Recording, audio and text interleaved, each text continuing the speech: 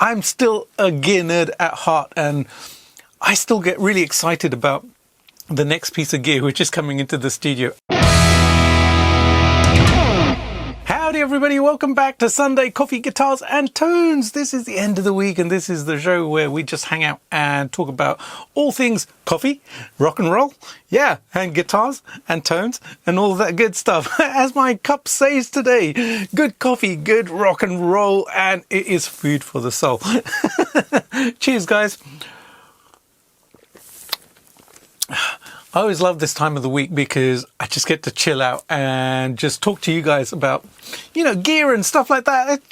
Look, I'm still a gear nerd at heart, and I still get really excited about the next piece of gear which is coming into the studio. And I know I have a lot of gear, but you know what? It's like being a kid in a candy store.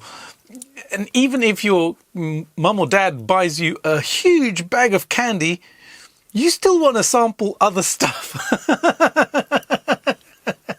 Do you remember that time when you were a kid and you went into like in the UK we call them sweet shops, but in the US it's a candy store or whatever.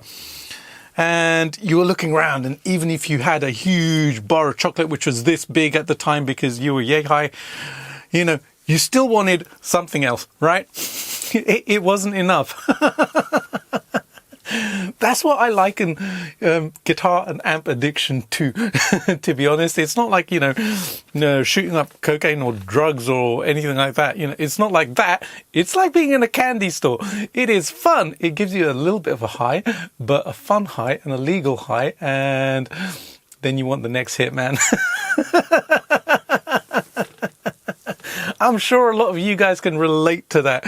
And, you know, as long as I've been playing and as long as I've gotten gear and stuff into my studio, and I get a lot of gear because, look, this is my job. I'm a professional musician. I'm a content creator, or whatever you want to call a YouTuber now these days. So this is part of what I do. Gear does come into my life quite regularly. And I get super excited when the next thing comes up. Trust me. Whether it's, like I said, a guitar, an amp pedal, modeler, whatever it is. New mug. Yeah, I know. Shameless self-promotion. Whatever. This is my show. No. Anyways, you know, today I kind of figured I want to talk about something quite special, which is one of the regrets I've had over the time that I've had gear. This was a regret selling a piece of gear, an amplifier. And I got thinking about it because I've been recording with some Marshall amps this week. Those videos will be out later in August, so stay tuned for that. You know, subscribe to the channel if you haven't done so already. And if you're new to the channel, welcome. It's really good to have you join us today. But it got me thinking about a couple of pieces of gear which were like, I think back to it now and I think, I wish I still had that piece of gear. You know, back in the day, there was an amplifier which I was absolutely besotted with, and it was the Soldano SLO. I started playing in 1989, so a little bit later in my life. I was like 16 years old, and that's when I really properly picked up guitar and tried to learn guitar. And it was because I got into Iron Maiden. And I wanted to play like those guys, you know. It was, the music just had so much energy and it was fun, and, you know, there was a vibrancy to it. In my eyes, anyway. My folks had different views. You can imagine, you know, Indian kid in a proper Indian traditional family. Yeah, that didn't go down too well. But anyways, that's a story for another day. But around that time, the SLO was released, and, you know, it was the tone which I thought, that's the one that I want to go after. Of course, you know, I'm 16 years old. I don't have like $3,000 to spend on an amplifier. Yes, that's how much they were even back then, right? We're talking like 1989, 1990, if you could get one. And they were around in the UK, but just a few pieces. So they were expensive, super expensive. And if you account for inflation, you're talking, I don't know, 6-7 grand for an amplifier, the equivalent of. Yep. So it was out of reach. But, you know, I just learned guitar. I was passionate about it anyways, and I got other gear. I remember my first proper amplifier was a PV Bandit. Yeah. It wasn't even a tube amp.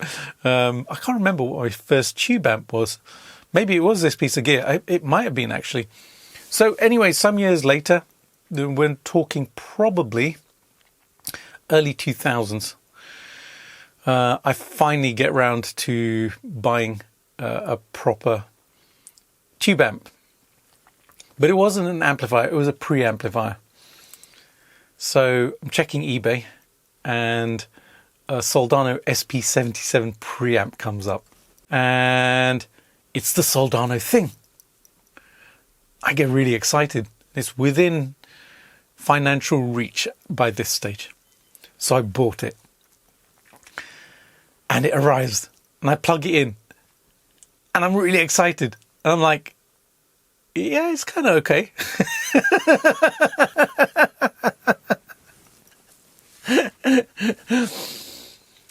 That was my initial reaction, I remember. Then I realized I need to get a power amp for this.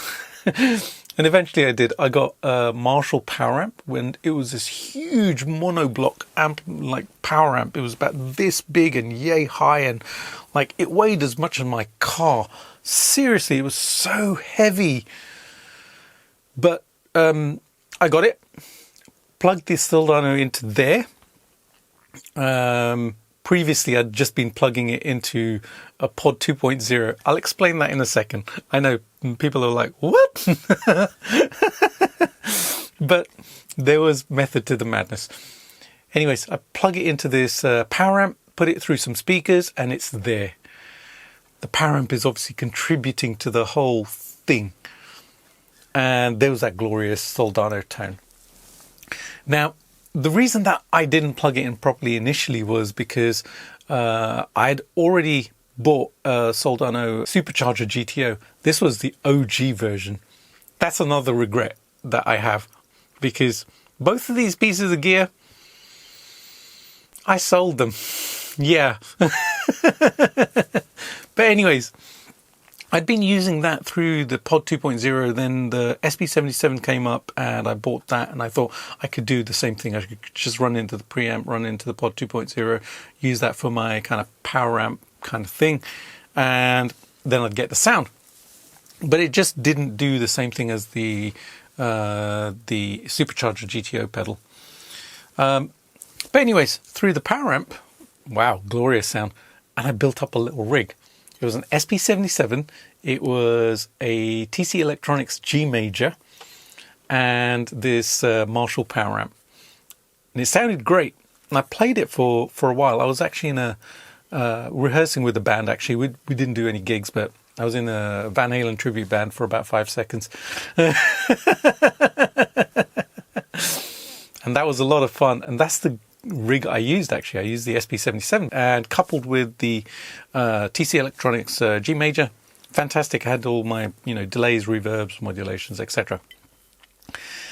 But then I had the opportunity to buy an amplifier, and it was a Randall amplifier because I got an endorsement with Randall some years ago.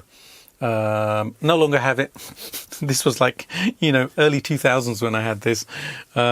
So I got this endorsement, but I needed to get the money together to buy the amplifier, even though it was discounted, right? But it was still costing money.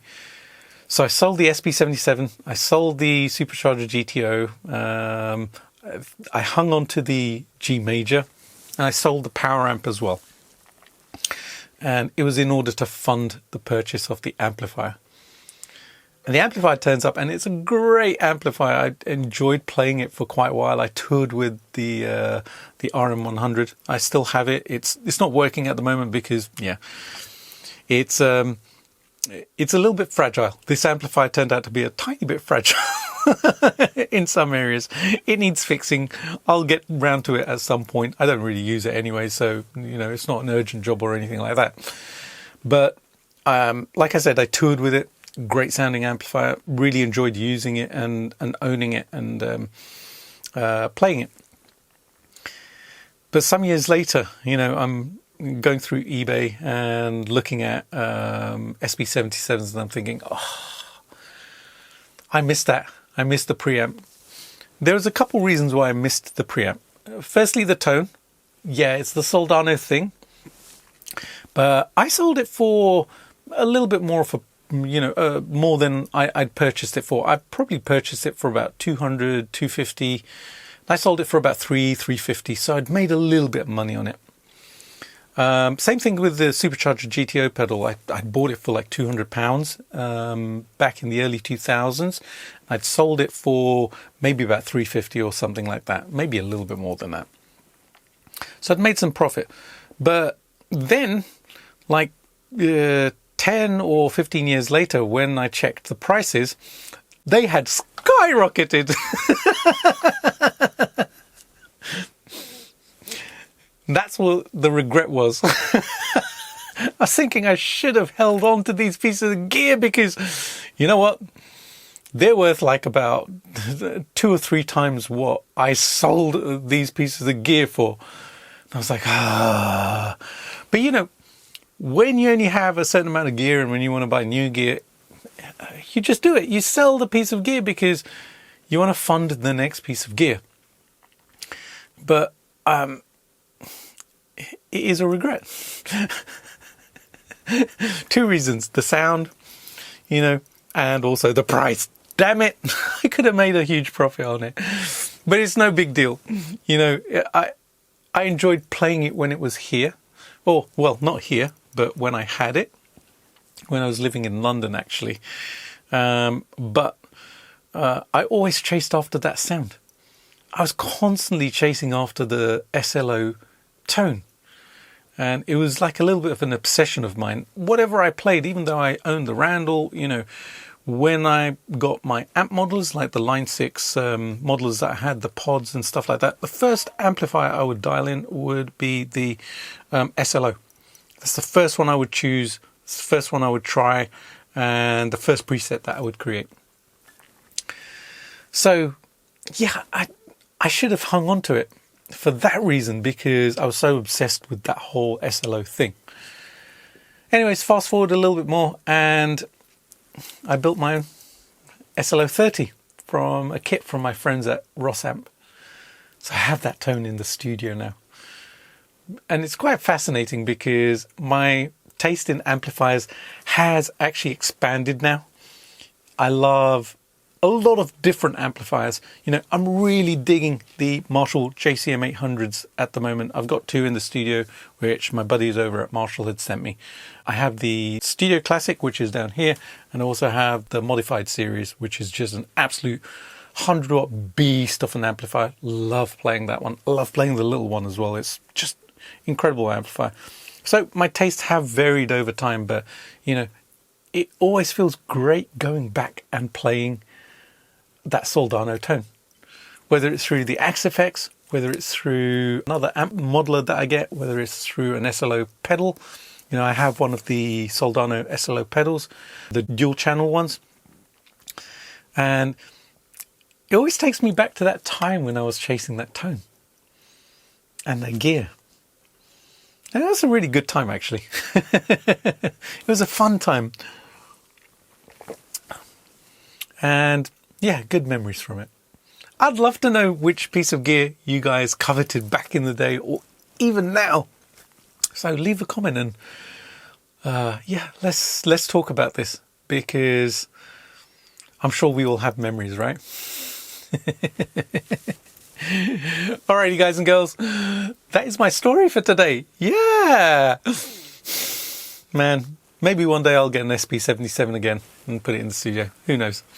Maybe a GTO pedal will turn up at some point. I don't know. Do I need it? Probably not. But like I said, kid in a candy store. Yeah, That's how it works with me. Have a great rest of your Sunday. Enjoy your coffees. If you would like to pick up a mug and support the show, head over to my Fourth Wall page. There are some really cool designs. I love this one, actually. My Good Coffee Rock and Roll mug as well. So, yeah, check those out. Have a wonderful day. I'll see you during the week with another video. Stay tuned. There's something special coming in a few days. Have a great day. I'll see you soon. Bye for now.